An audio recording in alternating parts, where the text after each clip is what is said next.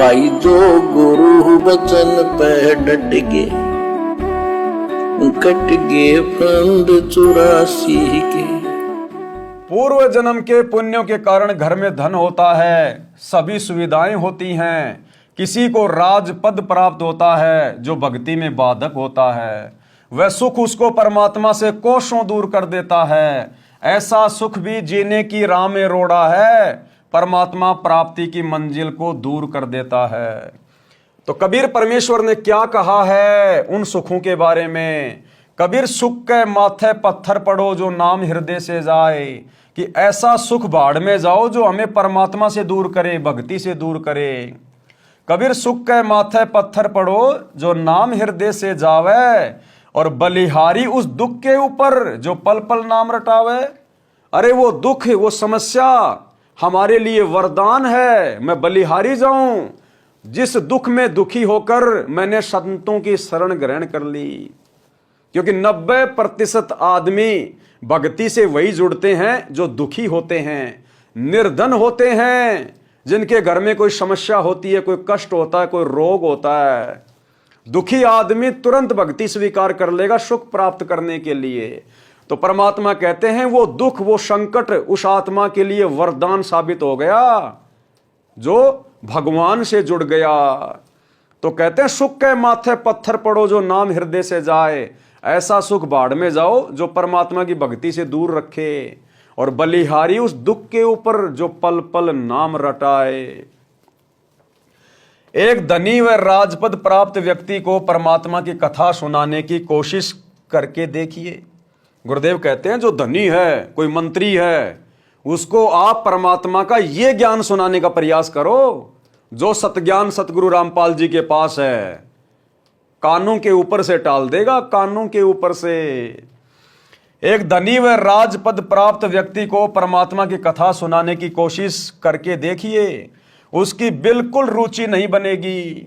दूसरी ओर पाप कर्मों की मार झेल रहे व्यक्ति को परमात्मा की चर्चा सुनाइए, उसे बताइए कि परमात्मा सभी कष्ट दूर कर देता है, आप परमात्मा की भक्ति किया करो। देखो अपने गांव का फला व्यक्ति उस संत से दीक्षा लेकर सुखी हो गया, वह भी आपकी तरह कष्ट में था, तो वह दुखी व्यक्ति भक्ति पर लग जाता है, उसके लिए वह दुख वरदान बन गया।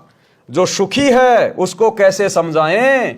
उसके पास तो पुण्यों की मलाई पर्याप्त है, उसके पास तो पिछले मनुष्य जन्म के वो पुण्य अभिशेष हैं, उन पुण्यों के कारण वो सुखी है, सभी सुविधाएं हैं। वो भगवान के सतगुरु के ज्ञान को इतना जल्दी स्वीकार नहीं करता।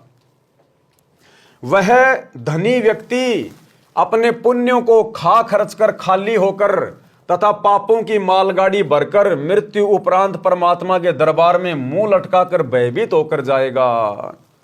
आज यदि कोई अपने पिछले पुण्यों के कारण राजा है, महाराजा है, राष्ट्रपति है, बिजनेसमैन है, वर्तमान में सत भक्ति ना करके, और सत भक्ति पूरी पृथ्वी पर केवल सतगुरु रामपाल जी की और भक्ति नहीं, तो वो पिछले जन्म का वो पुण्य कर्मी व्यक्ति वर्तमान में अपनी उस कमाई को, अपनी भक्ति की मलाई को खा खर्च के और अंत में मरकर मुंह लटकाकर धर्मराज के दरबार में जाएगा।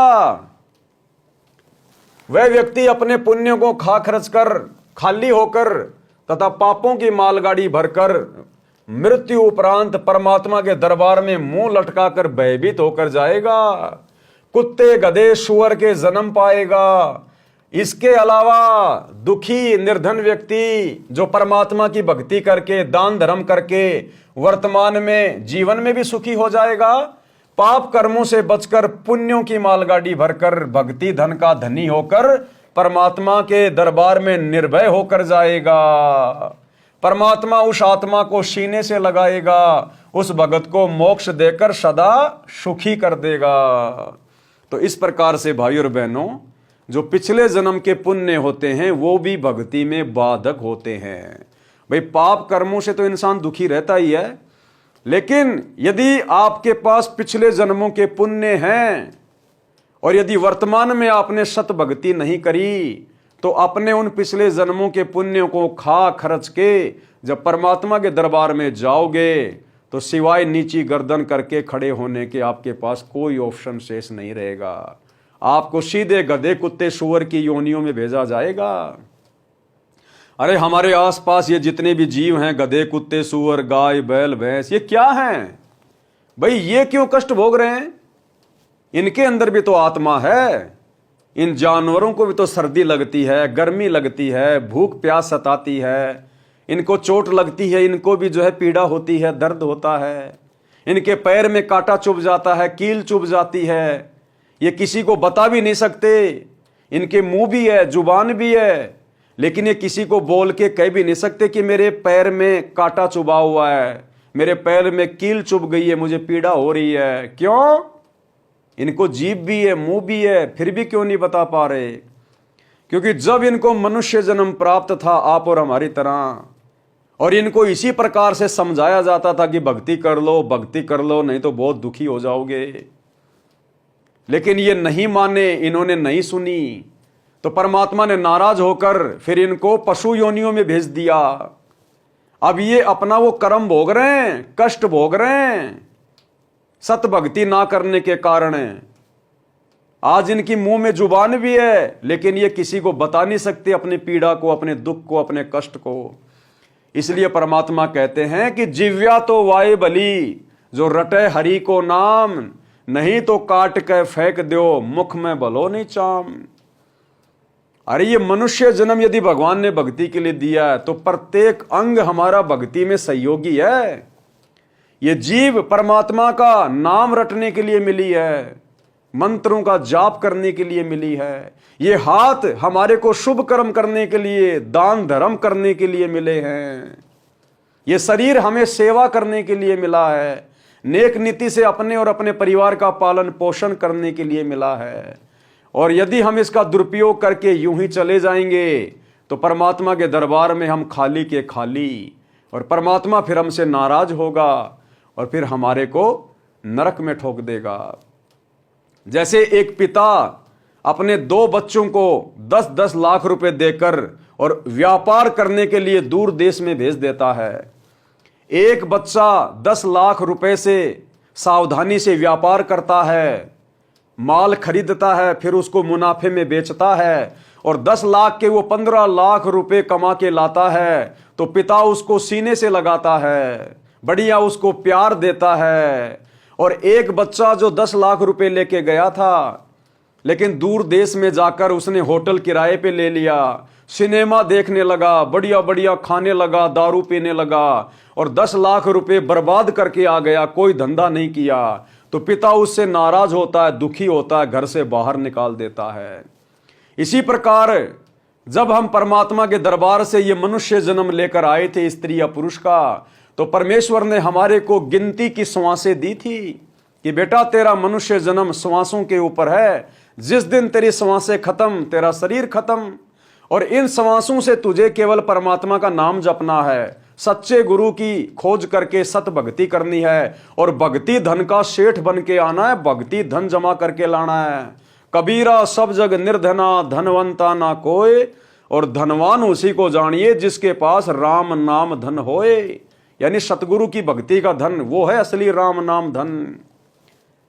तो जो सच्चे सतगुरु रामपाल जी के शरण में आकर जो अपने इस भक्ति रूपी व्यापार को सफल कर लेगा, उसको परमात्मा सीने से लगाएगा। और जो इस मनुष्य जन्म को यूं ही बर्बाद कर देगा, शराब पिएगा, मांस खाएगा, 2 नंबर के काम करेगा, या भक्ति नहीं करेगा, तो अंत में खाली का खाली जाएगा। आज आप यहाँ चाहे प्रधानमंत्री है, सेठ हैं, आपकी बहुत बड़ी फैक्ट्री है, आप बहुत बड़ी नौकरी करते हैं, लेकिन परमात्मा के दरबार से तो नंगे आए थे और नंगे जाएंगे। ये बाल बच्चे, नौकरी, पैसा, व्यापार, यार दोस्ती, राजपाट, सब यही धरा का धरा रह जाएगा। ये शरीर 2 मुट्ठी राख बन जाएगा। फिर क्या जवाब देंगे उस परमात्मा को? ना वो बेटा साथ जाएगा, ना पत्नी साथ जाएगी, ना परिवार, ना धन, ना कोठी, ना कार। वहां तो भाई साहब पाप और पुण्य साथ जाएंगे। तो फिर क्या जवाब देंगे परमात्मा को? फिर परमात्मा हमसे नाराज होगा, हमें नरक में ठोक देगा, 84 लाख योनियों में गधा कुत्ता सूअर बनने के लिए मजबूर कर देगा। इसलिए सतगुरु की शरण में आकर सत भक्ति करना अनिवार्य है। यदि धनी राज्य पद प्राप्त सुखी व्यक्ति भी भक्ति पर लग जाए तो उसका तो कार्य बना बनाया है, मोक्ष में कोई अड़चन नहीं।